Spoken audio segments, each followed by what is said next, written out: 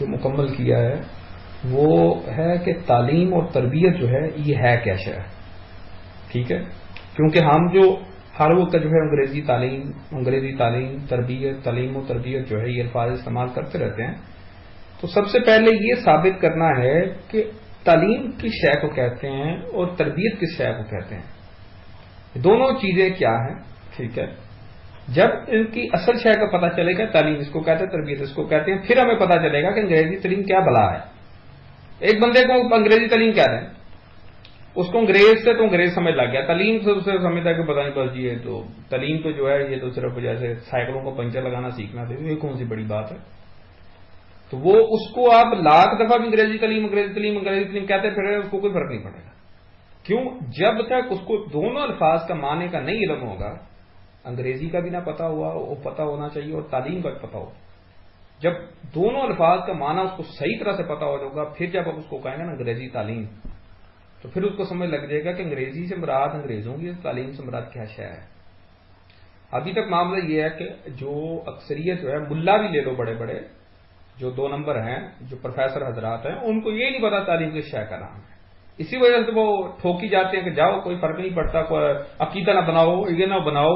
ان حرامیوں کو اگر یہ پتا چل جائے کہ تعلیم اور تربیت جو ہے یہ کہتے کس شے کو، یہ کس بلا کا نام ہے، تو یہ میں کہتا ہوں یہ گھر سے نکلنے کی اجازت نہ دے، سکول کا نام دینے کی اجازت نہ دے. جب اگر ان کو یہ سمجھ لگ جائے کہ تعلیم اور تربیت کہتے کس کو ہیں.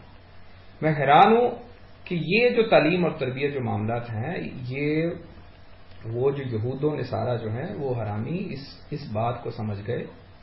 ٹھیک ہے، اس بات کو سمجھ کے انہوں نے اس طرف سے حملہ کیا اسلام کے اوپر. کیونکہ جب وہ سینہ بسینہ سامنے آ کے لڑے نا، تو ہر طرف سے انہوں نے منہ کی مار کھائی. وہ کسی صورت میں ایک مسلمان کو کافر نہیں بنا سکے، ایک مسلمان کو اسلام سے خارج نہیں کر سکے، اور ہر جگہ جو ہے وہ ان کی بھینڈی بجی اور ہر جگہ مار کھا کے شکست کھا کے پاک. اب یہ سر جوڑ کے بیٹھے رہے کہ یہ کیا معاملہ ہے، کس طرح جو ہے یہ مسلمانوں کو جو ہے وہ یعنی سمجھو کہ ان کو اس میں جو ہے وہ پیچھے کیا جائے کہ یہ ہر شے میں ہم پہ غالب آ جاتے ہیں، اور طاقت کے زور پہ جو ہے ہم ان کا مقابلہ نہیں کر سکتے. ان کا جو عام سے عام فرد ہے وہ جذبہ شہادت میں ایسے آگے آتا ہے کہ جس دیوار بھی ہوگی اس میں سے گزر جائے گا. تو اس ہمیں کیا شے ہے جو ان کے اندر جو ہے وہ ایسی شے ہے جو ان کو وہ حرارت دیتی ہے. جب وہ شے کیا ہے، جب انہوں نے ساری تحقیق کی تو ان کو پتا چلا کہ وہ شے کا نام ہے ایمان. ٹھیک ہے، اب انہوں نے پھر سراغ لگایا کہ ایمان کی شے سے آتا ہے. انہوں نے کہا کہ ایمان تو آتا ہے عقیدے سے، کہ جیسے بندے کے خیالات ہوں گے، جیسے بندے کا عقیدہ ہوگا، ویسا اس بندے کا ایمان ہوگا. اب کوئی بندہ جو ہے کوئی بھی فیصلہ کرتا ہے کسی شے کے بارے میں تو وہ اپنے خیالات اور عقائد کی بنا پر جو ہے وہ فیصلہ کرتا ہے. ٹھیک ہے، وہ دیکھتا ہے کہ اس کا جو ہے وہ عقیدہ کس طرح کا ہے اور جو ہے وہ اس کے خیالات کیسے ہیں. ٹھیک ہے، ایک مثال کے طور پہ ایک شخص ہے، اس کے سامنے جا کے جو ہے وہ آپ گالی دے دیں کہ تم بڑے حرامی کے بچے ہو. اگر وہ ہوا صلح کلی قسم کا دعوت شیطانی والا، وہ کہے گا صبر کرنا چاہیے، کوئی بات نہیں، اس نے مجھے گالی دی ہے، کوئی بات نہیں، کسی دن تو لائن پہ آئے گا. ٹھیک ہے، تو یہ کیوں اس نے جو ہے اس کو آگے تو کچھ نہیں کہا، کیونکہ اس کے خیالات اور عقائد اس طرح کے ہیں کہ مجھے جو ہے کوئی بات نہیں، اس نے کہہ دیا تو کوئی فرق نہیں پڑتا، تو میں نے تو اس کو پھانس کے لے کر آنا ہے اپنے پاس. تو آج اگر میں نے اس کی گالی کا جواب گالی سے دیے تو مجھ سے کہاں پھانسا جائے گا، یہ مجھے کہاں سمجھے گا کہ میں تو بڑا جو ہے وہ متقی پرہیزگار اور یہ اور وہ سارے معاملات ہوں. اب دوسری طرف ایک بندہ تھا جو ہے وہ ذرا جذباتی قسم کو، اس کے خیالات اس طرح کے تھے، اس کے عقائد اس طرح تھے. اس کو اس نے جا کے گالی دی، اس نے جناب جڑم کر کے تھپڑ 2 منہ پہ لگائے. ٹھیک ہے، اب اس نے نہ سوچا نہ سمجھا، درد کر کے ٹھگو تم نے گالی کیوں دی مجھے. اب دونوں میں کیا فرق ہے؟ کس شے نے اس کو تھپڑ مارنے پہ مجبور کیا اور کس شے نے اس بندے کو جو ہے وہ صبر کرنے پہ یا سمجھو کہ کوئی عمل جو ہے وہ ظاہری طور پر اپنے ہاتھ استعمال کرنے کا جو ہے اس پر مجبور نہیں کیا. وہ کون سی شے تھی دونوں میں؟ وہ دونوں میں جو وہ شے تھی اس کا نام ہے خیالات، یا آسان الفاظ میں کہ عقائد. اس نے اپنے عقیدے میں یہ سوچا کہ گالی دے کہ مجھے گالی دی، میری عزت پہ حملہ کیا، اس کی ایسی کی تیسی. اس کے خیالات اس طرح کے بنے ہوئے تھے، اس کے عقائد اس طرح کو جو اس نے تعلیم و تربیت کسی ماحول میں پائی، اس نے اس کے عقائد اور نظریات ایسے بنا دیے کہ جو بندہ مجھے گالی دے ڈرم کر کے اس منہ پہ تھپڑ مارو. دوسرا بندہ جس نے عداوت اسلامی، اسلام کی دشمن تحریک میں جو ہے اس نے جو ہے تربیت پائی، اس نے سوچا کہ یار اس کو پھانسنا ہے، اس کو جو ہے اگر میں اس کو جواب اینٹ کا جواب پتھر سے دوں گا تو یہ کہاں میرے جو ہے وہ چنگل میں پھنسے گا، تو مجھے میٹھی چھری بھر کر اس کو پھیرنا ہے، تو میں چپ کر دوں. اب اس کے خیالات اور عقائد جو ہیں ایک خاص ماحول میں بنے ہوئے ہیں. تو جو ہر شے میں یعنی بندے کا جو عمل ہے وہ جو ہے وہ اس کی جو بنیاد ہے وہ اس کے عقائد اور اس کے خیالات ہیں. اب یہودی نصارہ جو ہے وہ اس بات کو سمجھ کے انہوں نے کہا کہ جو شے مسلمانوں کو ایسا بنا دیا کہ دو نیم ان کی ٹھوکر سے صحرا و دریا، سمٹ کر پہاڑ ان کی ہیبت سے رائی، کہ مسلمان کو یہ بنا دیا کہ یہ جو ہے ان کی ٹھوکر سے صحرا و دریا جو ہے دو حصے ہو گئے. تو وہ کون سی شے تھی؟ انہوں نے لکھا کہ وہ شے ہے ان کے عقائد اور خیالات. پھر انہوں نے غور کیا کہ یہ عقائد اور خیالات بنے کیسے. انہوں نے کہا یہ تو ایک خاص ماحول کے اندر خاص طرح کی تعلیم اور خاص طرح کی تربیت ان کو دی گئی جس نے یہ عقائد اور خیالات بنا دیے. اب انہوں نے سوچا کہ اگر مسلمانوں کو شکست دینی ہے تو ہمیں وہ جو خاص ماحول ہے سب سے پہلے اس کو خراب کرنا ہے، پھر اس خاص ماحول کے اندر جو نظریات اور جو عقائد اور خیالات جو سکھائے جا رہے ہیں ان کو خراب کرنا ہے. جب ان کو ہم اپنی مرضی کا کر لیں گے، ان خیالات کو اور اس ماحول کو اپنی مرضی کا بنا لیا ہم نے، تو پھر مسلمان ہم اپنی مرضی کے بنائیں گے. پھر جس طرح کا مسلمان ہم چاہیں گے ہم بنا لیں گے. یعنی جس طرح کا تعلیمی اور تربیت کا نظام ہم لوگ ان پہ لے کر آئیں گے اس طرح کے مسلمان تیار ہو جائیں گے، 2 نمبر قسم کے. تو یہ وہ ساری کی ساری یعنی مفہوم جو ہے بڑے سادہ الفاظ میں نے بیان کر دیا کہ جو نقطہ نظر یا جو یہود و نصارہ نے اپنا ذہن سارا کا سارا استعمال کیا. تو اب جو ہے جو ہمارا موضوع ہے وہ یہ ہے کہ ہم نے اس پس منظر کو بیان کرنا ہے کہ سب سے پہلا جو موضوع ہمارا ہوگا وہ ہوگا تعلیم و تربیت کا مفہوم کیا ہے. یعنی تعلیم اور تربیت کی شے کا نام ہے. جب بندہ اس کو سمجھ جائے گا اس کو ساری گتھی سمجھ لگ جائے گی کہ تعلیم و تربیت ہی اصل میں ہر شے کی بنیاد جو ہے نا اصل جو ہے وہ تعلیم و تربیت ہے، کیونکہ تعلیم و تربیت جو ہے وہ بندے کے خیالات اور عقائد بناتی ہے. اب جس طرح کا تعلیم و تربیت کا نظام ہوگا اس طرح کے بندے تیار ہوں گے.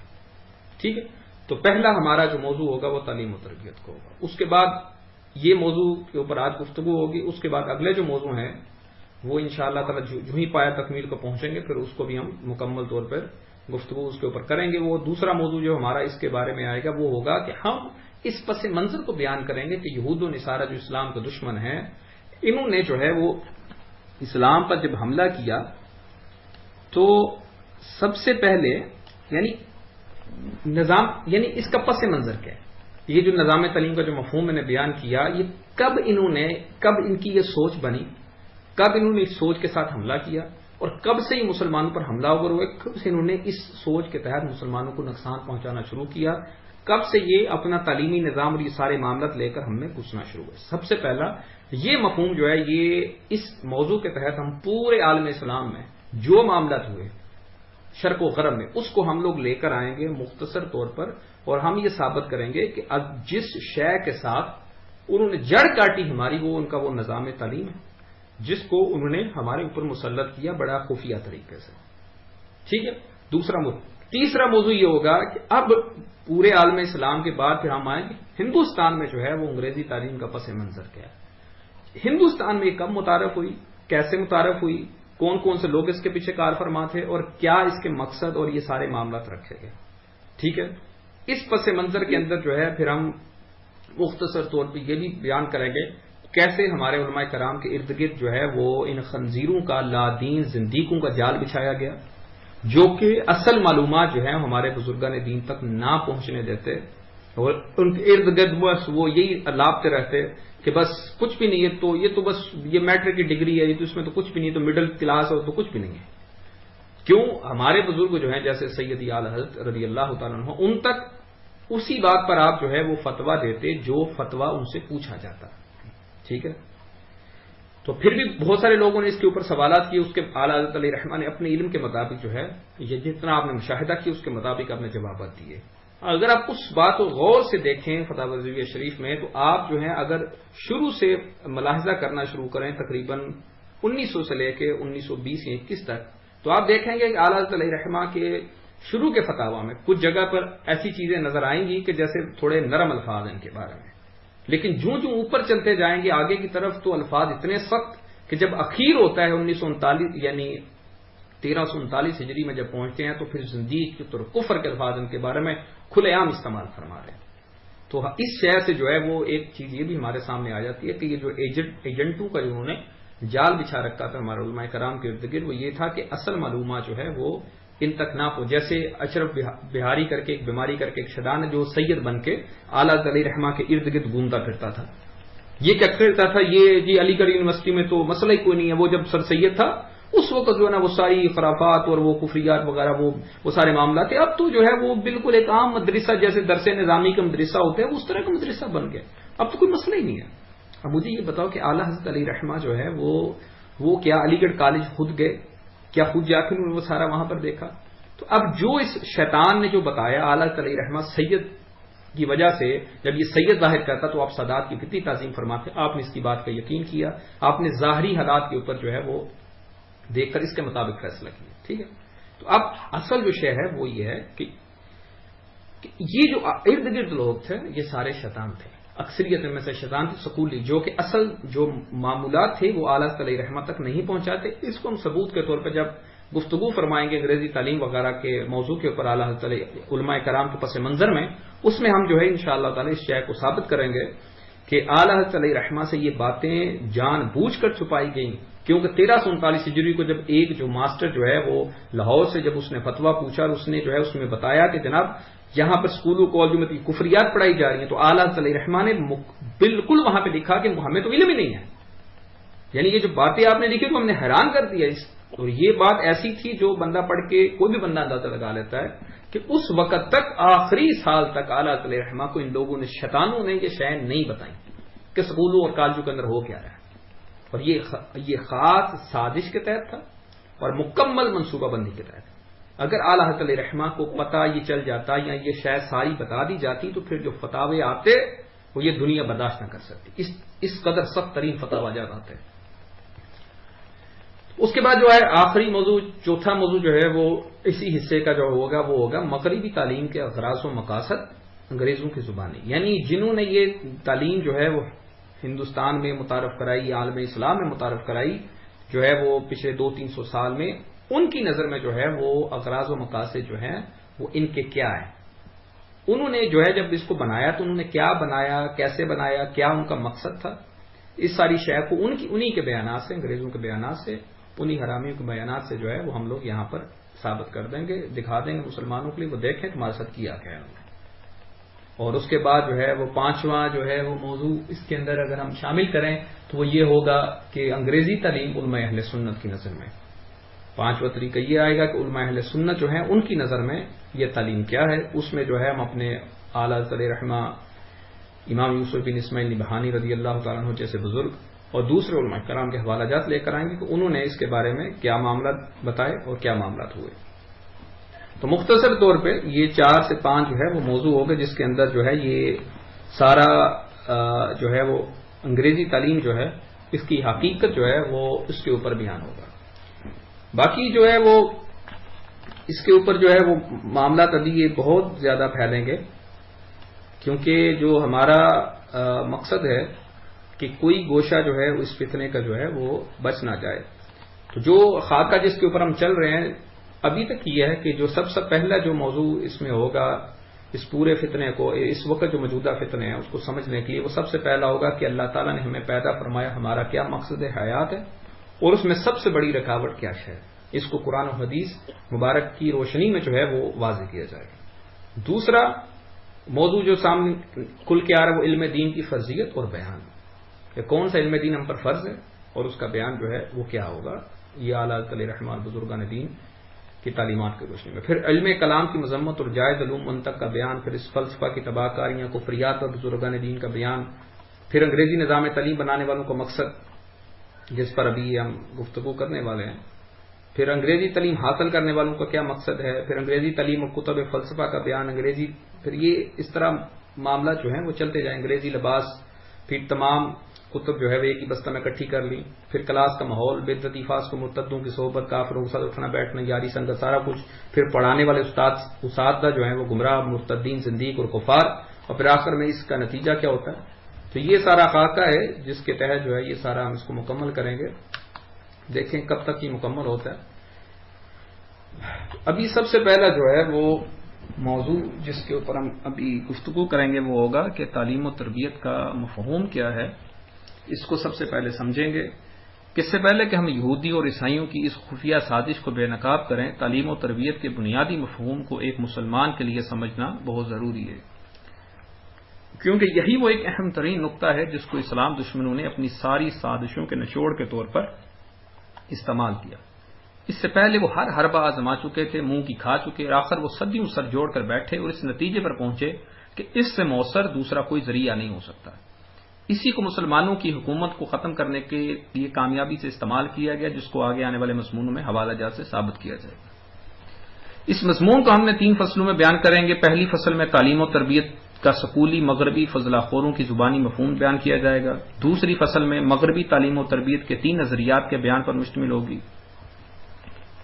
اور تیسری فصل جو ہے وہ علم کی فضیلت کا بیان، کہ علم کیا ہے، کیوں ضروری ہے، اصل علم کا مقصد کیا ہے، اسلامی نقطہ نظر سے تعلیم و تربیت کا مفہوم کیا ہے مختصر طور پہ. تو یہ 3 فصلیں ہوں گی جس پر جو ہے ہم اس موضوع کو بیان کریں گے.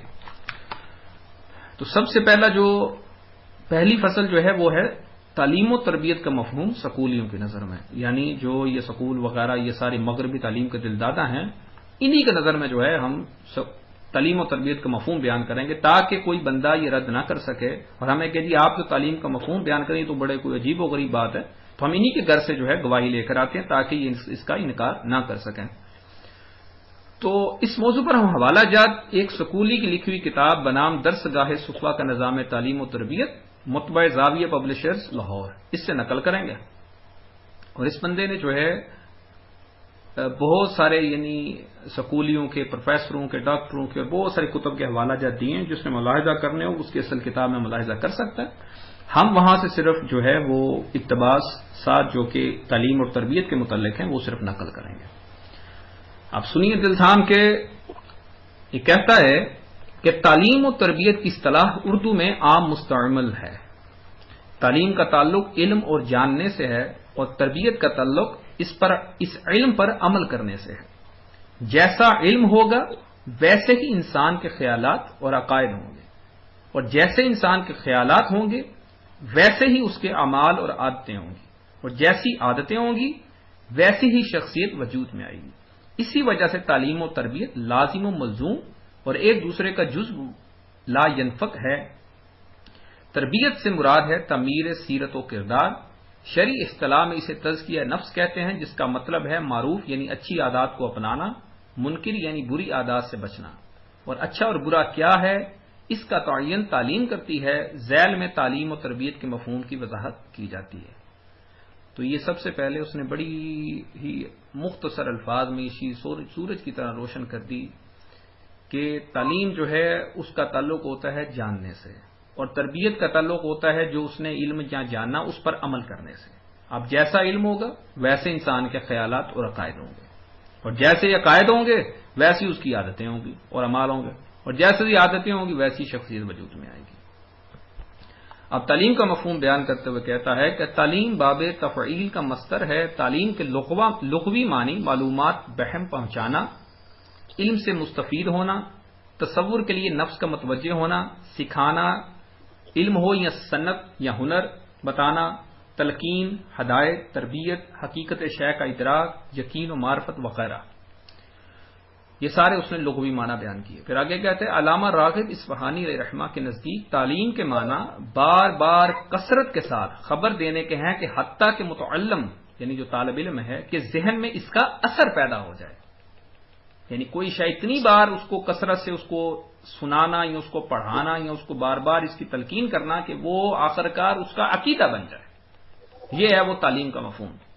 پھر فرماتے ہیں کہ آگے کہتا ہے کہ المنجد میں درج ہے تعلم سیکھنا، علمہ تعلیما وعلمن صنعت وغیرہ، سکھانا، علم لہ علامتن، پہچان کے لیے علامت لگانا۔ بعض لوگ غلط فہمی میں اس کو تدریس کے ہم معنی سمجھ لیتے ہیں، یعنی طلباء کو بعض مضامین یا کتب کا درس دے دینا یا انہیں لکھنا پڑھنا اور حساب وغیرہ سکھا دینا، حالانکہ یہ بہت جامع لفظ ہے۔ اس کے مفہوم میں تدریس کے ساتھ ساتھ تدریب یعنی فنون میں مہارت پیدا کرنا، تادیب یعنی ادب سکھانا، اور تربیت یعنی شخصیت کے مختلف پہلوؤں کی ہم آہنگ نشو و نما کرنا بھی شامل ہے۔ یہ ایک سوچی سمجھی منظم جہد مسلسل کا نام ہے، جس کے ذریعے اطلاعات، تصورات، مہارتوں، رویوں یا عادات کی ترسیل اور تشکیل عمل میں لائی جاتی ہے۔ اب صرف ان الفاظ پہ غور کرتے جائیں کہ کوئی کونا اس بندے نے نہیں چھوڑا کہ جو تعلیم کے اندر جو ہے وہ منتقل کیا جاتا ہے۔ اب کوئی سکولی درندہ اٹھے، جہنم کا کتا زندیق اٹھے اور کہے ہم تو ایک ہنر سیکھ رہے ہیں، تو اس کو کہ اپنے صرف اس باب کا جو ہے نا وہ رد کر کہیں سے جا کے، یہ تمہارا والد جو ہے وہ تو یہ کہہ رہا ہے، سکولی زندیق یہ کہہ رہا ہے کہ یہ تو اطلاعات، تصورات، مہارتوں، رویوں، عادات، ہر شے کی ترسیل اور تشکیل اس کے ساتھ بندے کے اندر ڈالی جاتی ہے۔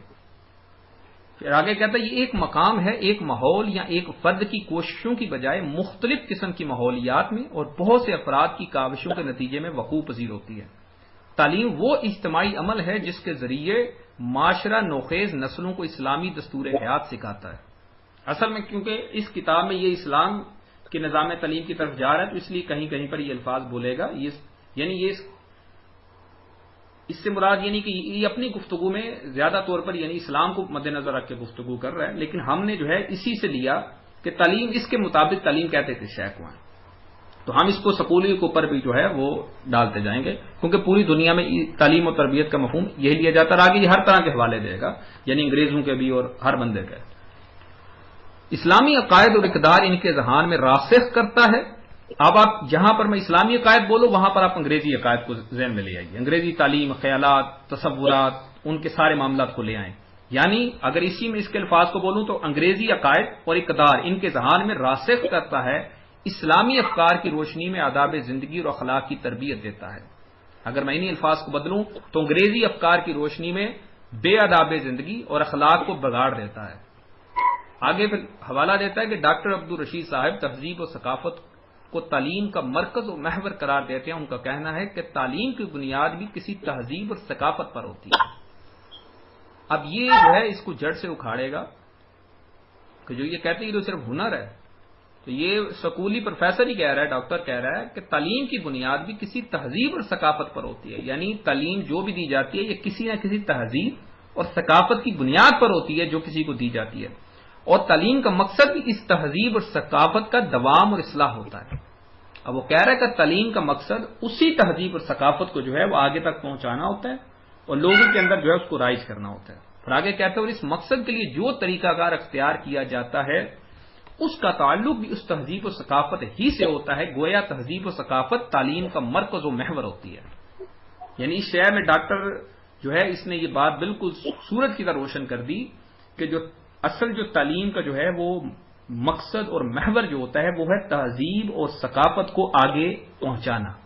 اسی وجہ سے آپ دیکھتے ہو کہ جو یہ سکولی تعلیم عام ہوئی، انگریزی تہذیب اور ثقافت آتی گئی، اس کو ہر مسلمان، ہر جس کی آنکھیں کھلی ہیں وہ دیکھ سکتا ہے، انگریزی تہذیب اور ثقافت آتی گئی، اسلامی تہذیب اور ثقافت جو ہے پیچھے ہٹتی گئی۔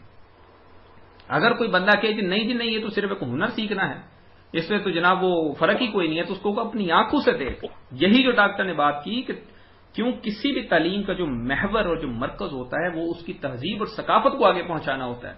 اگر وہ تعلیم جو ہے وہ تہذیب اور ثقافت کو آگے نہ پہنچائے تو وہ تو تعلیم ہی نہیں کہلاتی۔ اب جب ہمارا یہ دعویٰ یہ انگریزی تعلیم ہے تو اس کا مراد کیا ہو کہ انگریزی تہذیب اور ثقافت کو آگے پہنچا رہی ہے، تو اب جب اپنے معاشرے میں دیکھتے ہیں تو ہر طرف ہمیں انگریزی کتے نظر آتے ہیں، اسی کی تہذیب اور وہی ثقافت نظر آتی ہے، تو وہ کس کا اثر ہے؟ وہ اس تعلیم کا اثر ہے۔ اچھا آگے کہتا ہے کہ عام تعلیم کے ذریعے ثقافت اور رسم و رواج کو دوسری جگہ منتقل کیا جاتا ہے، جبکہ اسلامی تہذیب و ثقافت کو دوسری نسلوں تک منتقل کرنے والی تعلیم کو اسلامی تعلیم کہا جاتا ہے۔ اب دیکھو اس نے واضح طور پہ کہہ دیا، اس نے کہا کہ کسی بھی تہذیب اور ثقافت کو ایک جگہ سے دوسری جگہ جو منتقل کیا جاتا ہے یہی تعلیم ہوتی ہے، اور جو اسلامی تہذیب اور ثقافت کو منتقل کرے اس کو اسلامی تعلیم کہا جاتا ہے۔ اچھا اب انگریز جو ہے وہ سکولیوں کے ابو جو ہیں والد محترم ایلن واکر انگریز، اس کا حوالہ ایلن واکر تعلیم کی تعریف مندرجہ ذیل نکات میں بیان کرتا ہے، کہتا ہے تقریر اور تلقین اور مثالوں وغیرہ کے ساتھ قدرتی طاقتوں کی منظم نشو و نما اور پرورش۔ دوسرا، تعلیم کے ایک ادارے میں دی گئی ہدایات اور تربیت۔ پھر کہتا ہے اس طرح کی ہدایات اور تربیت کے نتیجے میں علم اور مہارت۔ پھر کہتے ہیں ایک ایسا نظام سائنس یا آرٹ کے طور پر تعلیم یا درس، جانوروں کی تربیت، شہد کی مکھی بیکٹیریا وغیرہ کی ثقافت۔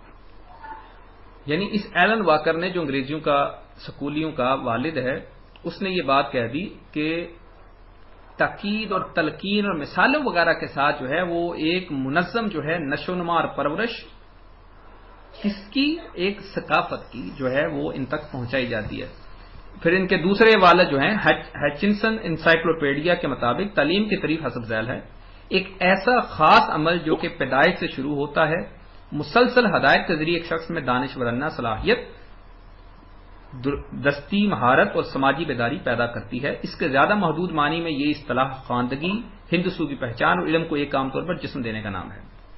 یعنی ان دونوں کتوں کی اگر بات کو جو ہے وہ خلاصہ کیا جائے تو خلاصہ یہ کلام یہ ہے کہ تعلیم کا مطلب اس انداز سے دوسرے فرد میں علم منتقل کرنا ہے کہ متعلم کے قلب پر اس کے اثرات مرتب ہونے لگیں اور وہ علم اس کی معاشرتی زندگی کے تمام شعبوں میں مفید ثابت ہو۔ یہ جو بات میں اس کو دوبارہ پڑھ دیتا ہوں، اب یہ جتنی گفتگو ہم نے اوپر کی تعلیم کے مفہوم میں، یہ سکولی نے، یہ جو بندہ کتاب لکھنے والا ہے، اس نے اس کا مفہوم، اس کا خلاصہ یہ دو جملوں میں بیان کر دیا۔ وہ کہتا ہے خلاصہ کلام یہ کہ تعلیم کا مطلب اس انداز سے دوسرے فرد میں علم منتقل کرنا ہے کہ متعلم یعنی جو طالب علم جو علم حاصل کر رہا ہے، متعلم کے قلب پر، اس کے دل پر اس کے اثرات مرتب ہونے لگے اور وہ علم اس کی معاشرتی زندگی کے تمام شعبوں میں مفید ثابت ہو، یعنی اس کے معاشرتی زندگی کے تمام شعبوں کو بدل کے رکھ دے اپنے اس علم کے اثرات سے۔ اب آپ دیکھتے ہیں جو سکولی ہے، جو سکول میں جاتا ہے، کون سی زندگی کا شعبہ جو اس تعلیم نے متاثر نہیں کیا، اس کا لباس سے لے کے ہر شے کو بدل دیا۔ اچھا، اب اگلا جو موضوع ہے اس کے اندر ہی چھوٹا موضوع وہ ہے تربیت کا مفہوم۔ تعلیم کا مفہوم تو ہم سمجھ چکے کہ جو ہے وہ علم کی منتقلی، اور علم جو ہے وہ کس شے کا نام ہے؟ وہ تہذیب و ثقافت کا نام ہے۔ تعلیم کس شے کا نام ہے؟ ایک تہذیب و ثقافت کو کسی دوسرے تک منتقل کرنے کا نام جو ہے وہ تعلیم ہے۔ تو یہ جو ہے وہ ہم تعلیم کا مفہوم سمجھ چکے۔ اب آگے آتے ہیں تربیت کا مفہوم۔ کہتا ہے تربیت عربی زبان کا لفظ ہے اور تفلاح کے وزن پر باب تفعیل کا مصدر ہے۔ اس کا مادہ رب ہے جس کے معنی ہے مثلا علامہ راغب اصفہانی علیہ رحمہ کے نزدیک الرب کہ اصل معنی تربیت کرنا، یعنی کسی چیز کو تدریجاً نشو و نما دے کر حد کمال تک پہنچانے کے۔ تربیت کسی چیز کو آہستہ آہستہ درجہ کمال تک پہنچانے کو کہتے ہیں۔ اللہ تعالیٰ کے علاوہ رب کا لفظ کسی پر نہیں بولا جاتا، مگر جب یہ لفظ مضاف ہو تو اللہ تعالیٰ کے لیے بھی اور دیگر پر بھی بولا جاتا ہے، جیسے کہ رب الدار گھر کا مالک، رب الفرس گھوڑے کا مالک، رب السفینہ کشتی والا، یہ لفظ غیر اللہ کے لیے استعمال ہو رہا ہے۔ پھر اس طرح رب الشیء کا مطلب ہوتا ہے ملکہ، یعنی وہ اس کا مالک ہو گیا، لیکن رب کا صلہ ولد یا سبی ہو تو اس کا معنی پرورش کرنا ہوتا ہے، اور جیسے رب ولدہ و سبی کا مطلب ہے یعنی اس نے اس کو پالا، اس کا اچھا انتظام کیا اور بالغ ہونے تک اس کی سرپرستی کی۔ اور اس طرح جو ہے فیروز آبادی کے نزدیک رب کے مادے میں جمع کرنے، بڑھانے، ساتھ رہنے، انتظام کرنے کے معنی پائے جاتے ہیں۔ وہ لکھتے ہیں ربابا اور رب بابا یعنی سلاسی مجرد اور سلاسی مزید فی کے ایک ہی معنی ہے۔ اگر رب کا صلہ السبی ہو تو اس کے معنی بلوغت تک اس کی پرورش کرے اور بچے کو درجہ کمال تک پہنچانے کے ہیں۔ اور ابن منظور کے نزدیک تربیت کا لفظ ہر بڑھنے والی چیز کے لیے استعمال ہوتا ہے، جیسے اولاد اور کھیتی وغیرہ۔ ٹھیک ہے، اب یہ تھوڑی مشکل گفتگو تھی ساری لغت میں۔ آگے کہتا ہے خلاصہ یہ کہ تربیت کے مادے میں مندرجہ ذیل معنی پوشیدہ ہوتے ہیں: بڑھنا، پھلنا پھولنا، پرورش کرنا، غذا دینا، مہذب بنانا، مالک ہونا، اچھا انتظام کرنا، نظم و نسق چلانا، درست کرنا، عمدگی پیدا کرنا، خراب ہونے سے بچانا، ملنا، لازم ہونا۔ چنانچہ اصطلاحی طور پر تربیت سے مراد انسانی شخصیت کے تمام پہلوؤں کی نشو و نما کر کے حد کمال تک پہنچانا ہے۔ دوسرے لفظوں میں کسی چیز کو اس کے تمام مصالح کی رعایت کرتے ہوئے درجہ بدرجہ آگے بڑھایا جائے یہاں تک کہ وہ حد کمال کو پہنچ جائے۔ اور عالم محسوسات میں تو آپ کو بھی صدہا بلکہ ہزارہ چیزوں کا درجہ بدرجہ پورا ہونا اور تربیت پانا مشاہدہ سے معلوم ہوتا ہے۔ تو یہ اس نے ایک تربیت سے بات بتا دی کہ تربیت کیا ہوتا ہے کہ انسانی شخصیت کے تمام پہلوؤں کی نشو و نما کر کے آہستہ آہستہ اس کو حد کمال تک پہنچا دینا۔ یعنی سکولی کو شروع کرے گا یہ فسق سے، اور حد کمال اس کی زندیقیت تک پہنچا دے گا اس کو۔ اچھا، تربیت میں بتدریج نشو و نما پانے کی خصوصیت موجود ہے، یعنی کسی شے کو چیز کو نئی نئی تبدیلیوں سے اس طرح گزارنا کہ وہ بتدریج نشو و نما پاتی ہوئی اپنی تکمیل تک پہنچ جائے، جس طرح قطرہ نیسا کو موتی بنانے کے لیے نئی نئی تبدیلیوں سے گزرتی ہے اور رفتہ رفتہ اس کی نشو و نما کی جاتی ہے۔ تربیت میں افراد کی استعدادوں اور صلاحیتوں کو نکھار کر افراد کی جسمانی، اخلاقی، روحانی پرورش کی جاتی ہے۔ اب انگریزی تعلیم میں ان سب الٹ کر لیں، بس اس کے اندر جو برائیاں ہیں ان کو بتدریج ختم کیا جاتا ہے، تو انگریزی تعلیم میں ہم کہیں گے جو اس کے اندر نیکیاں ہیں ان کو بتدریج ختم کیا جاتا ہے۔ اس کے بعد انسان معاشرے کے لیے ایک صالح فرد کے طور پر سامنے آتا ہے۔ انگریزی تعلیم میں کہیں گے اس کے بعد انسان معاشرے کے لیے ایک درندہ بن کے سامنے آتا ہے۔ اور تربیت سے مراد صرف اخلاقی تربیت نہیں بلکہ پوری شخصیت کی ہمہ جہتی تربیت ہے، تاکہ ایک بچہ ہر لحاظ سے ایک مکمل اور عملی مسلمان بنے۔ انگریزی تربیت کو لے کر آئیں گے تو ہر بچہ ہر لحاظ سے ایک مکمل عملی درندہ۔ علماء کے نزدیک جس چیز کو ہم تعلیمی اصطلاح میں تربیت کہتے ہیں، شرعی اصطلاح میں اسے تزکیہ کہا جاتا ہے، اور تزکیہ عربی زبان کا لفظ ہے جس کا مادہ زال کاف واو ہے۔ اس کے دو معنی ہوتے ہیں، ایک کسی چیز کو پاک صاف کرنا، دوسرے اس کو جلا دینا اور پروان چڑھانا۔ گویا تزکیہ نفس کی اصطلاح استعمال ہوگی تو مطلب یہ ہوگا کہ نفس کو عقائد و اعمال، اخلاق و کردار کی ساری کمزوریوں سے پاک اور ان کی جگہ ان خوبیوں کو پروان چڑھانا جو کہ شریعت مقدسہ کو مطلوب ہیں۔ اچھا کیا ہے، برا کیا ہے، کن اخلاق اور اوصاف کو پروان چڑھانا ہے، کن چیزوں سے بچنا ہے، اس کا فیصلہ شریعت مقدسہ کرتی ہے۔ تربیت کے عمل اور تعلیم میں ایک جہت سے فرق ہے۔ تعلیم تربیت کا کہ ایک جز کی طرح ہے، جبکہ تربیت تعلیم پر بھی مشتمل ہے۔ تربیت اسلامیہ وہ محنت ہے جو یہ ہدف رکھتی ہے کہ تمام قواعد انسانی کو مختلف وسائل اور مشروع اسلوب سے مکمل اور باوزن نشو و نما عطا کرے تاکہ انسان اپنے معاشرے کا ایک اچھا فرد بن سکے۔ یہ تربیت انسان کے تمام پہلوؤں، روح، عقل اور بدن سب کو شامل ہے۔ تو یہ ساری جو تعریفیں ہیں یہ ایک سکولی کے مطابق ہیں، جو ہم نے آگے ہم بیان کریں گے کہ اصل میں اسلام جو ہے اسلام کی جو ہے وہ تعلیم و تربیت کا مقصد کی، یہاں پر اس نے اپنے حساب سے مقصد بیان کر دیا جو اس کو نظر آتا ہے اور ہر سکولی کو یہی نظر آتا ہے۔ تو اب تعلیم و تربیت جو ہے یہ مکمل طور پر ہمارے سامنے واضح ہو گئی کہ تعلیم سے مراد یہ ہو گیا کہ تہذیب اور ثقافت کو دوسرے تک منتقل کرنا، ٹھیک ہے۔ اگر وہ تہذیب اور ثقافت منتقل نہیں کرتی تو وہ تعلیم نہیں رہتی، تعلیم ہوگی تو وہ منتقل کرے گی۔ اب تربیت کیا ہوتی ہے؟ بتدریج، آہستہ آہستہ نشو و نما کرنا، یعنی آہستہ آہستہ اس کو اپنے اعمال، عقائد، خیالات، وہ ساری چیزیں اس کے اندر منتقل کرتے جانا، اس کا نام ہوتا ہے تربیت۔ تو اصل میں تربیت ہی ہوتی ہے، تعلیم اس کا ایک شعبہ ہے جس کے ذریعے مخصوص خیالات اور یہ ساری شیئیں آہستہ آہستہ تدریجاً جو ہے وہ آگے پہنچائی جاتی ہیں۔ اب اگلا جو موضوع ہے جو ہم نے کہا دوسری فصل جو ہے ہماری، وہ ہے مغربی تعلیم و تربیت کے تین نظریات۔ ابھی جتنی انگریزی اور سکولی تعلیم دی جا رہی ہے نا، یہ ان تین نظریات پر مشتمل ہے۔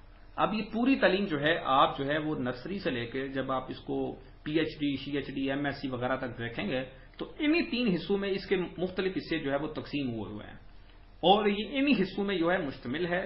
اس کو جو ہے وہ سمجھو کھچڑی کی طرح آپس میں جو ہے وہ ملا دیا گیا ہوا ہے۔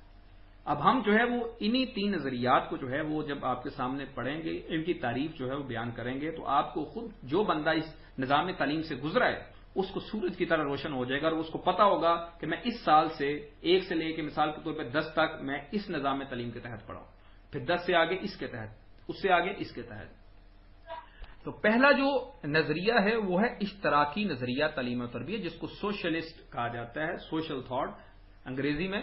تو اشتراکی نظریہ تعلیم و تربیت کیا ہے؟ اچھا، یہ جو ہے روس اور چین وغیرہ میں پائی جاتی ہے اب خاص طور پر، اور اس کا جو ہے پوری دنیا جو مغربی نظام تعلیم ہے اس کے اندر جو ہے ایک مخصوص حصہ اس اشتراکی نظریہ تعلیم و تربیت کا اس کے اندر ہے۔ جب میں اس کے جو ہے وہ اوصاف جو ہے اس کی خصوصیت ہے جب آپ کے سامنے رکھوں گا تو آپ کو واضح نظر آ جائے گا۔ اور یہ کیا ہے؟ اشتراکیت ایک مادہ پرستانہ نظام ہے جو اپنی مذہب دشمنی اور اخلاقی اور روحانی قدروں کی بہتنی کے لیے مشہور ہے۔ طبقاتی کشمکش چھیڑ کر وہ اپنا الو سیدھا کرتی ہے۔ افراد اور ان کی انفرادیت اس کے نزدیک ناقابل لحاظ ہے۔ اس نظریے کے مطابق شہریوں کی جان و مال، ان کی عزت و آبرو، مملکت کے سارے وسائل اور ذرائع کی مالک اسٹیٹ ہوتی ہے، یعنی ملک۔ چنانچہ اشتراکی نظام اللہ تعالیٰ کے حکم سے مکمل بغاوت کرنے اور افراد کی انفرادیت کو کچلنے کے در پہ رہتا ہے۔ اسے فطرت کے خلاف مسلسل جنگ کرنی پڑتی ہے اور اپنی بقا و استحکام کے لیے جبر و استبداد کا سہارا لینا پڑتا ہے۔ ماہرین مغربی تعلیم نے اس نظام تعلیم و تربیت کی مندرجہ ذیل خصوصیت بیان کی. اب خصوصیت سنیں بڑے غور سے اور ان پر غور کریں، اور جو بچ گیا ہے وہ اللہ تعالیٰ کا جو ہے شکر ادا کرے کہ وہ اس زہر سے بچ گیا، اور جو ابھی تک اس کے اندر شامل ہے ان کو غور سے سنیں اور اپنی توبہ استغفار کریں. خصوصیت نمبر 1، بلا لحاظ مذہب و ملت، رنگ، نسل، جنس و طبقہ، ہر ایک کو ایک ہی تعلیم حاصل کرنی پڑتی ہے. ذہنی اور جسمانی کام کرنے والوں میں بھی تفریق نہیں کی جاتی جس کو ایک ڈنڈے سے ہانکا جاتا ہے. اب 1 سے لے کے 10 تک ایک ہی نصاب ہے، ایک جیسی کتابیں ہیں اور وہ سب کو پڑھنی ہے. مذہب، اخلاق، روحانیت یا زندگی کی مستقل قدروں کو اس نظام تعلیم میں کوئی جگہ نہیں دی جاتی. مذہب بھی کیا، اخلاق بھی گئے، روحانیت بھی گئے، اور زندگی کی مستقل قدروں ساری کی ساری اس میں سے ختم. اس کے برعکس مادہ پرستی، گاڑی، موبائل، یہ بات سارا الحاد یعنی بے دینی، مذہب دشمنی، طبقاتی منافرت کوٹ کر بھرنے کی کوشش کی جاتی ہے تاکہ سماج کے موجودہ ڈھانچے کو بیخ و بن سے اکھاڑ کر خالص مادہ پرستی اور دہریت یعنی بے دینی کی بنیادوں پر سماج کی تشکیل کی جا سکے. تیسری خصوصیت جو ہے وہ سکولی ہی بیان کر رہا ہے کہ مدرسے کے تمام مضامین، مصروفیات و مشاغل میں افادی نقطہ نظر حاوی رہتا ہے. وہی کچھ سکھایا اور پڑھایا اور کرایا جاتا ہے جس سے مادی فائدہ پہنچے، ملکی پیداوار نیز قومی دولت میں اضافہ ہو. اس لیے حرفہ جات ہی کو بنیادی اہمیت دی جاتی ہے. حرفہ جات سمجھتے ہیں؟ حرفہ جات ہوتے ہیں یعنی ہنر، جی یہ کیمیکل انجینئر، یہ مکینیکل انجینئر، یہ فلاں انجینئر، یہ ٹمکان انجینئر. اب پتہ چلا کہ اصل جو بنیاد ہے کیوں حکومتیں اس کے پیچھے ہوتی ہیں کہ انجینئر بنے، فلاں انجینئر بنے، فلاں انجینئر بنے. کیوں؟ وہ اس وجہ سے تاکہ ملکی پیداوار اور قومی دولت میں اضافہ ہو. مدارس مقامی صنعتوں سے مربوط کر دیے جاتے ہیں اور طلباء کو فارموں یا کارخانوں وغیرہ میں عملی تعلیم حاصل کرنی ہوتی ہے، جس کو یہ کہتے ہیں جناب ہم نے جو ہے وہ اب جو ہے وہ انٹرنشپ کرنی ہے. انٹرنشپ کرنے جا رہے ہیں، فلاں کمپنی میں تعلیم حاصل کر لیا، اب انٹرنشپ کے لیے جا رہے ہیں فلاں کارخانے، فلاں فیکٹری، فلاں ایجنسی، فلاں ڈپارٹمنٹ، فلاں ادارے کے اندر. اچھا، یہ تو تھا اس طرح کی نظریہ تعلیم. اب اس کو جو بھی ہے ایمان والا اپنی نگاہ سے دیکھ کر خود اپنا فیصلہ کرے. دوسرا جو ہے وہ سیکولر نظریہ تعلیم، جس کو تعلیم و تربیت، جس کو بے دینی کہا جاتا ہے. تو سیکولر نظریہ تعلیم و تربیت میں علوم کو پڑھاتے وقت مذہب کے افکار و ہدایات سے مطلق اعتنا نہیں برتا جاتا. سیکولرزم دین و دنیا کی تفریق کا شاخسانہ ہے، یعنی دین علیحدہ، دنیا علیحدہ. اس نے مذہب کو انسان کی زندگی سے خارج کر کے اس کے اجتماعی معاملات پر پوری طرح قبضہ جما لیا ہے. اس طرح وہ لا دین جزوی ہے. یہ نظریہ تعلیم و تربیت بظاہر مذہب سے صرف بالکل لا تعلقی کا اظہار کرتا ہے، لیکن حقیقت میں فطری طور پر اس کا جگاؤ مذہب کے برخلاف الحاد کی طرف ہے، جس کو بے دینی کہتے ہیں. کیونکہ سیکولرزم اور الحاد دونوں نے کلیسا کے جبر و تشدد کے خلاف مشترکہ طور پر جنگ کی ہے. یورپ نے علوم جدیدہ کی تعلیم کے لیے سیکولر طریقہ اس لیے اپنایا تھا کہ مسیحیت نے ان علوم کی مخالفت کی تھی اور کلیسا کے جبر و استبداد نے ان علوم کا گلا گھونٹ رکھا تھا. اب کتنی بڑی بات اس نے سامنے کر دی کہ یہاں تک کہ جو عیسائی کلیسا والے ہیں، جو عیسائی مذہبی لوگ ہیں، انہوں نے بھی ان علوم جدیدہ وغیرہ کی مخالفت کی تھی اور اس سیکولر طریقہ. پھر جا کے انہوں نے انگریزوں نے اور یہ ساری یہود و نصارہ جو بھی یہ دنیا پرست تھے، انہوں نے جب یہ دیکھا کہ جو ہے وہ یہ تو جو ہمارا جو کلیسا ہے یا ہمارے چرچ ہیں، یہ تو آگے چلنے نہیں دیں گے ہمارے نظام کو اور ہمارے علوم جدیدہ کو، تو انہوں نے پھر سیکولر طریقہ اپنایا.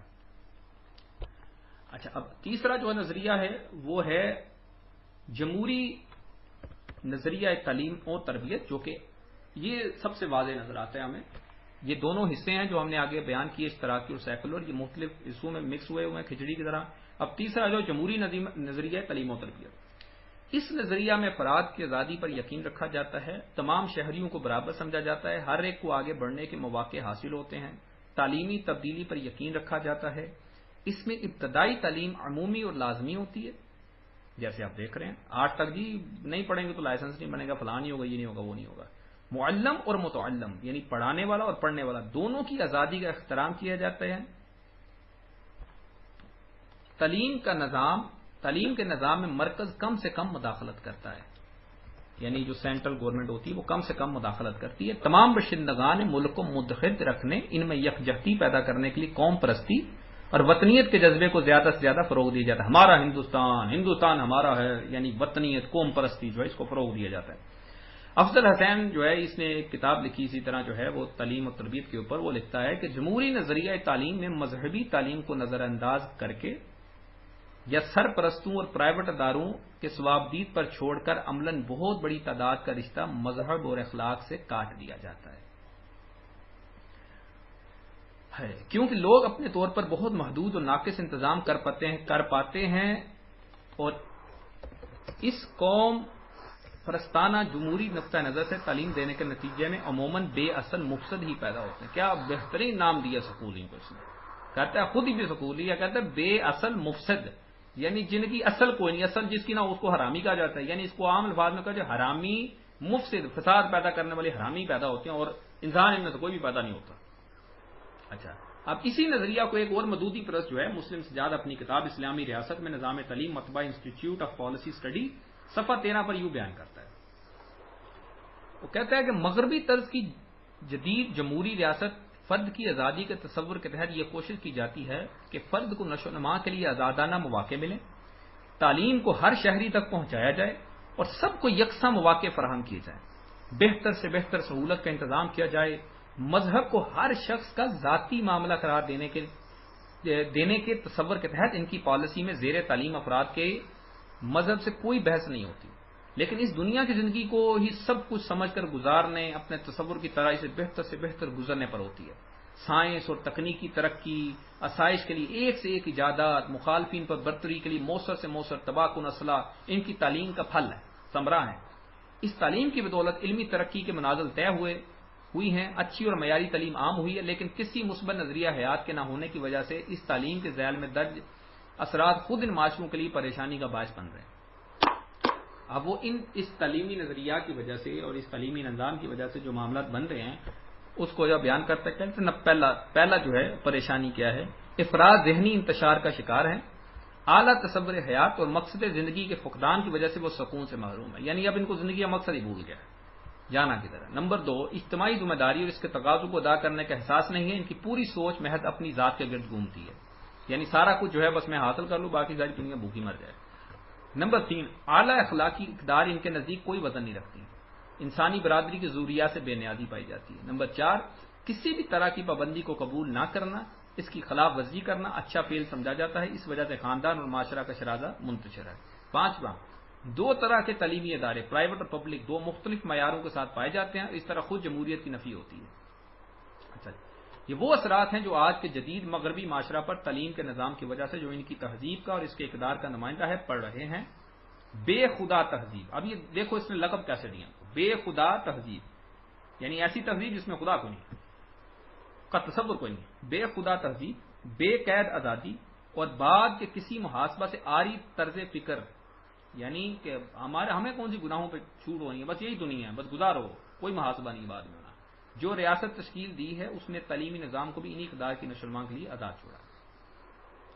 تو یہ جو ہے وہ مختصر طور پہ ہم نے تعلیم و تربیت کا مفہوم بیان کر دیا، اور اس کے بعد جو ہے 3 قسم کے جو ہے وہ تعلیمی نظریات جو کہ اس ٹائم پوری دنیا میں پڑھائے جا رہے ہیں، جس میں اشتراکی نظریہ تعلیم، سیکولر نظریہ تعلیم اور جمہوری نظریہ تعلیم و تربیت. اب اس باتوں کو سمجھ لیا، اب سمجھ لیا کہ تعلیم کیا ہے، تربیت کیا ہے، اور دنیا میں جو ہے تعلیمی نظام جو رائج ہیں انہی 3 چیزوں میں تقسیم ہوتے ہیں، اور زیادہ تر انہی کا جو ہے وہ کیا درتا اور انہی کا جو ہے ملاپ ہے سارا. اب جو ہے اگلا جو ہمارا موضوع ہے وہ یہ ہے کہ تعلیم و تربیت کا مفہوم جو ہے وہ اسلام کی نظر میں کیا ہے. تو سب سے پہلا جو اس میں ہم بیان کریں گے کہ علم کی عقلی فضیلت کا بیان ہوگا، اور علم کی فضیلت کو سمجھنے کے لیے پہلے فضیلت کا مفہوم اور مراد سمجھنا ضروری ہے. چنانچہ حجت الاسلام سیدنا امام غزالی رضی اللہ تعالی عنہ احیاء العلوم شریف جلد 1 چوتھی فصل میں فرماتے ہیں فضیلت کا مفہوم. فرماتے ہیں فضیلت فضل سے ماخوذ ہے، اور فضل زیادتی کو کہتے ہیں جب 2 چیزیں کسی بات میں مشترک ہوں، ان میں ایک کسی اضافی بات سے خاص ہو تو کہا جاتا ہے کہ یہ اس سے افضل ہے اور اسے اس پر فضیلت حاصل ہے، جبکہ وہ اضافی بات اس میں موجود ہو جو اس کے لیے کمال کی بات ہو. جیسا کہ کہا جاتا ہے کہ گھوڑا گدھے سے افضل ہے، کیونکہ بوجھ اٹھانے کی قوت میں تو گھوڑا گدھے کا شریک ہے، لیکن حملہ کرنے، دوڑنے، سخت حملہ آور ہونے کی قوت، حسن صورت کی خوبیاں گھوڑے میں اضافی ہیں. اب اگر بالفرض گدھے کو اضافی سامان کے ساتھ خاص کیا جائے تو یہ نہیں کہا جا سکتا کہ وہ گھوڑے سے افضل ہو گیا، کیونکہ یہ جسمانی اضافہ ہے، جبکہ حقیقت میں کمی جو کوئی کمال کی بات نہیں، اس لیے کہ حیوان میں بلکہ معنویت یعنی اصلیت اور اس کی صفات مقصود ہوتی ہیں۔ یعنی یہ ہمیں سمجھ لگ گیا کہ فضیلت جو ہے وہ کوئی ایسی اضافی خصوصیت جو کسی میں پایا جانا جو دوسرے میں نہ ہو، اس وجہ سے اس کو جو ہے دوسری شے پہ فضیلت دی جاتی ہے۔ اب علم کی عقلی فضیلت کا بیان فرماتے ہیں، یہ سمجھنے کے بعد تم پر پوشیدہ نہ رہا کہ علم کی نسبت اگر دوسرے اوصاف کی طرف کی جائے تو اس کی ایک فضیلت ہے، جس طرح دیگر تمام حیوانوں کی بنسبت گھوڑے کی ایک فضیلت ہے، بلکہ سخت حملہ آور ہونے گھوڑے کی اضافی فضیلت ہے، مطلق فضیلت نہیں، جبکہ علم کو اپنے ذات کے اعتبار سے کسی کی طرف اضافت کیے بغیر مطلقاً فضیلت حاصل ہے، کیونکہ یہ اللہ عز و جل کا وصف کمال انبیاء کرام علیہم السلام اور ملائکہ اعظام علیہم السلام کا شرف ہے، بلکہ صدایا ہوا گھوڑا بے صدائے ہوئے گھوڑے سے اچھا ہے، لہذا علم کو بغیر کسی اضافت کے مطلقاً فضیلت حاصل ہے۔ یعنی یہاں پہ آپ یہ بیان فرما رہے ہیں کہ جو عام حیوانات اور دوسرے معاملات میں جو فضیلت ہوتی ہے وہ تو جزوی فضیلت ہے جو کسی کو ہوتی ہے کہ ایک خصوصیت اس میں اضافی طور پر پائی جاتی ہے تو اس وجہ سے اس کو فضیلت دی جاتی ہے، لیکن وہ علم جو ہے یہ اضافی فضیلت کی طرح نہیں کہ اضافی کسی میں پایا جاتا ہے، علم جو ہے ایک مستقل مطلقاً جو ہے یہ ایک فضیلت خاص ہے جو مخصوص ہے، کیونکہ یہ اللہ تعالیٰ کا وصف کمال ہے۔ پھر فرماتے ہیں علم کی اقسام جان لیجئے، عمدہ اور نفیس چیز جس میں رغبت کی جاتی ہے اس کی 3 قسمیں، جس کی طلب کا سبب کوئی امر غیر ہو، نمبر 2 جس کی طلب کا سبب خود اس کی ذات ہو، نمبر 3 جس کی طلب خود اس کی ذات کی وجہ سے بھی اور کسی دوسرے سبب کی وجہ سے بھی۔ تو دوسرا پہلے سے افضل و اشرف ہے، یعنی پہلے کی مثال فرماتے ہیں درم اور دینار ہیں کہ یہ در حقیقت 2 بے فائدہ پتھر ہیں، اگر اللہ عز و جل ان کے ذریعے حاجات کی تکمیل کو آسان نہ فرماتا تو یہ دونوں پتھر اور کنکر برابر ہوتے ہیں۔ پھر فرماتے ہیں دوسرے کی مثال اخروی سعادت اور دیدار الہی کی لذت ہے۔ تیسرے کی مثال بدن کی سلامتی، مثلا پاؤں کی سلامتی اس لیے مطلوب ہوتی ہے کہ بدن تکلیف سے بچے اور اس لیے بھی کہ اس کے ذریعے چل کر ضروریت تک رسائی ہو۔ اب فرماتے ہیں آپ اس اعتبار سے علم کو دیکھو تو وہ فی نفس ہی لذیذ ہے، لہذا وہ دوسری قسم میں شامل ہے، یعنی اللہ تعالیٰ کے دیدار کے لیے۔ اب امام غزالی فرما رہے ہیں کہ علم کس شے کا نام ہے، وہ یہ بیان فرما رہا ہے، نیز وہ آخرت اور اس کی سعادت کا وسیلہ اور قرب الہی کا ذریعہ ہے۔ ٹھیک ہے، اب جو علم جو اسلام کی نظر میں وہ کیا ہے کہ وہ آخرت اور اس کی سعادت کا وسیلہ اور قرب الہی کا ذریعہ ہے کہ بغیر اس کے قرب الہی حاصل نہیں ہوتا۔ آدمی کے حق میں سعادت ابدی کا مرتبہ سب سے بلند ہے، ہمیشہ کی سعادت جنت مل جانا سب سے بلند مرتبہ ہے، اور اس کا وسیلہ سب چیزوں سے افضل ہے، اور سعادت ابدی بغیر علم و عمل کے حاصل نہیں ہو سکتی، اور عمل کی کیفیت کا علم نہ ہو تو عمل تک رسائی نہیں ہوتی۔ پتہ چلا کہ دنیا اور آخرت کی اصل سعادت علم ہے، اس لیے یہ سب سے افضل ہے۔ اب تعلیم و تربیت کا مفہوم بیان فرماتے ہیں حجت الاسلام سیدنا امام غزالی فرماتے ہیں نیز یہ بات ظاہر ہے کہ علوم دینیہ جو طریق آخرت کو سمجھنے کا نام ہے، ان کا حصول کمال عقل اور ذہن کی صفائی کے ذریعے ہوتا ہے، اور عقل انسانی صفات میں سے سب سے افضل ہے، جیسا کہ اس کا بیان آگے آئے گا، اور اس کی وجہ یہ ہے کہ اس کے ذریعے اللہ عز و جل کی امانت کو قبول کیا جاتا ہے اور اس سے قرب الہی تک رسائی ہوتی ہے۔ جہاں تک نفع عام ہونے کا تعلق ہے تو اس میں کوئی شک نہیں کہ علم کا نفع کثیر ہے، کیونکہ اس کا نفع اور نتیجہ آخرت کی سعادت ہے۔ اب بار بار ایک شے کو بیان فرمانا کہ علم کا جو نفع اور نتیجہ ہے وہ آخرت کی سعادت ہے، اور رہا اس کے محل کا موزن ہونا تو یہ بات کسی طرح پوشیدہ رہ سکتی ہے، کس طرح پوشیدہ رہ سکتی ہے، کیونکہ معلم یعنی علم سکھانے والا استاد انسانوں کے دلوں اور نفوس میں تصرف کرتا ہے، یعنی یہ بات یہاں پر بھی آپ کوئی بھی اس میں علم مراد لے رہے ہیں، وہ انسان کے دل اور اس کے نفس میں تصرف کرے گا۔ نیز زمین پر موجود ہر چیز سے زیادہ اشرف انسان کو حاصل ہے شرف، اور اس کے اعضاء میں سب سے افضل اس کا دل ہے، اور معلم اس کی تکمیل کرنے، اس روشنی پہنچانے، پاک و صاف کرنے اور قرب خداوندی تک پہنچانے میں مشغول رہتا ہے۔ اب علم سکھانا عبادت الہی ہے، علم سکھانا ایک حیثیت سے اللہ عز و جل کی عبادت اور ایک اعتبار سے اللہ عز و جل کی خلافت ہے، بلکہ یہ اللہ عز و جل کی بہت بڑی خلافت ہے، کیونکہ اللہ عز و جل عالم کے دل پر اپنی سب سے خاص صفت یعنی علم کھول دیتا ہے۔ وہ اللہ عز و جل کے عمدہ خزانوں کا خزانچی ہے، اور اس خزانہ علم کو ہر محتاج علم پر صرف کرنے کا حکم دیا گیا، لہذا اس سے بڑھ کر کیا رتبہ ہو سکتا ہے کہ بندہ اپنے رب عز و جل اور اس کی مخلوق کے درمیان واسطہ بن کر بندوں کو اللہ عز و جل کے قریب کر دے اور جنت کی طرف لے جائے. اللہ عز و جل اپنے فضل و کرم سے ہمیں بھی ان میں سے کر دے اور ہر نیک بندے پر اللہ عز و جل کی رحمت ہو. آمین. یہ سیدنا امام غزالی علیہ الرحمہ نے اس جملے میں جو اسلامی نقطہ نظر میں علم کیا شے ہے اس کو بیان فرما دیا کہ بندہ اپنے رب عز و جل اور اس کی مخلوق کے درمیان واسطہ بن کر بندوں کو اللہ عز و جل کے قریب کر دے اور جنت کی طرف لے جائے. یہ ہے اسلامی نقطہ نظر سے علم کا مراد. جو تعلیم و تربیت سے جو تہذیب و ثقافت اور جو علم دین جو ہے وہ منتقل کیا جاتا ہے اس کا مقصد جو ہے وہ یہ ہے کہ بندے کو اللہ عز و جل کے قریب کر دیا جائے, اللہ تعالیٰ کا قرب حاصل ہو جائے اور جنت کی طرف چلا جائے. یہ وہ مقصد ہے.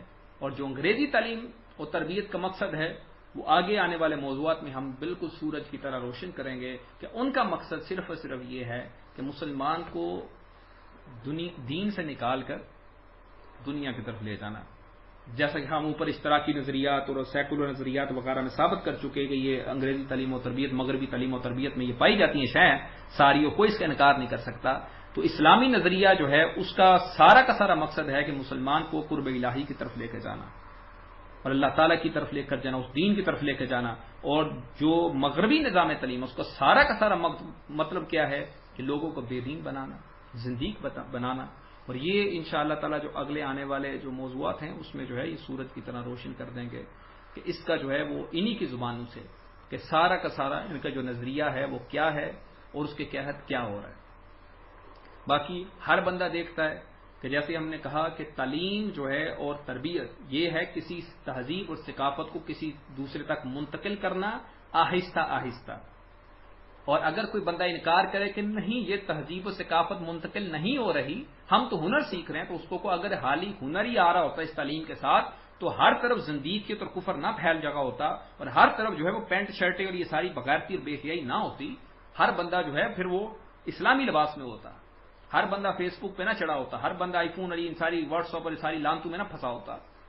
تو یہ تہذیب اور ثقافت اس علم کے ذریعے جب پہنچی تو پورا کا پورا خیالات بدلے, عقائد بدلے, دین گیا ختم. اب سارا کا سارا اسی تہذیب اور اسی ثقافت کا جو ہے وہ اگر کسی نے اس کا مظہر دیکھنا ہے تو ان مغربی تعلیم یافتہ کو آپ اپنی آنکھوں سے دیکھنا ہے.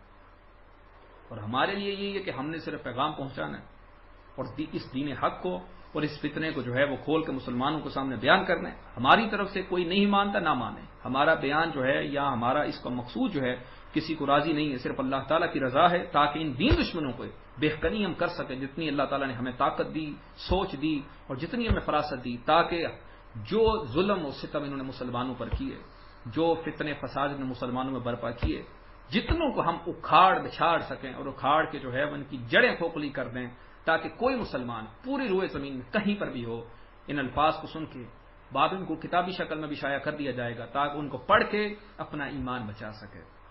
اس کے علاوہ ہمارا کوئی مقصد نہیں کہ ہم نے نمبر بڑھانے ہیں, 100 بندے ہمارے ماننے والے, 1000 بندے اس نظریہ کو مانے, ہماری طرف سے کوئی نہ مانے.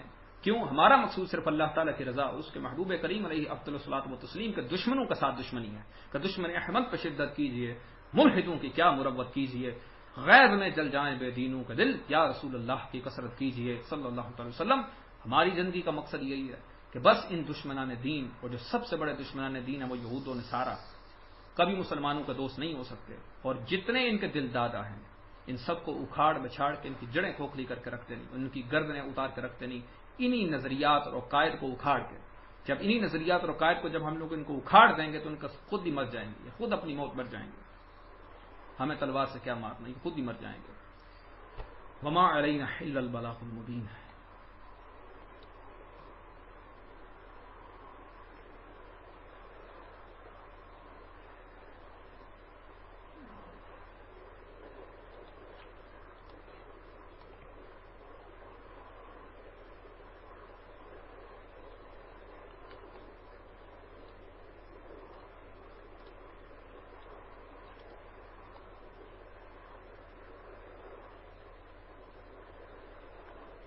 عرفان بھائی سو تو نہیں ہے؟